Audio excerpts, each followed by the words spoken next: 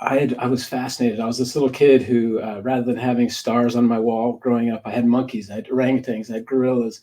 They were just the thing that I was into for all my childhood, which kind of came back around later in life when, and you can see this camera that I had behind me. There's actually a camera. It looks like a gun, but it's from Mutual of Omaha's Wild Kingdom. So that's something that my parents really allowed us to watch a lot. And that kind of came all around later in life when the cameraman became a good friend and passed all of the equipment to me. What? Yeah, my office was filled with all the Wild Kingdom original gear. I watched it. I mean, Ron, you remember it? It was right before Disney. Sunday night. Marlon Perkins, and what was the barefoot dude's name? Jim Fowler. Jim Fowler. Oh my God, you're killing me. Yeah, everybody knew them very well, but they didn't know who was behind that camera.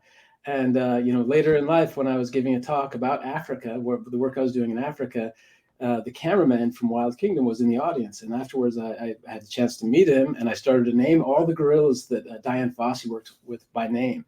And he was like, "Wait a minute, you want to grab lunch?" And so we did, and we became good friends. Turns out he was also born in Wyoming.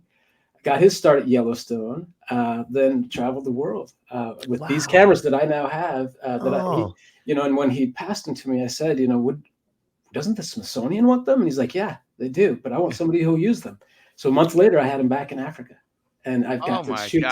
It was so cool, man. These connections that happened, through him were amazing. I actually did get to give Jane Goodall a video of her good friend who was featured in Gorillas in the Mist with Diane, as Sigourney Weaver's partner, the Nat Geo guy. He was a real guy, right? Who worked for Nat Geo. Warren introduced me to him. Warren Garst was the cameraman, by the way. Warren Garst and Jenny, his wife, amazing individuals. They introduced me to Bob Campbell, and he said, Warren's lens will give you the teeth of the crocodile. Mine will give you the tooth. And he handed me this 500 millimeter lens that I just went, oh my God. And sure enough, we got to shoot 16 millimeter lens with the original Wild Kingdom gear in Africa a month after he passed them to me. So this is incredible because there's got to be some magic in those lenses, right? Do you feel something when you use them? It's amazing. And check this out.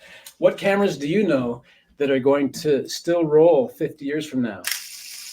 Do you hear that? 16 millimeter roll.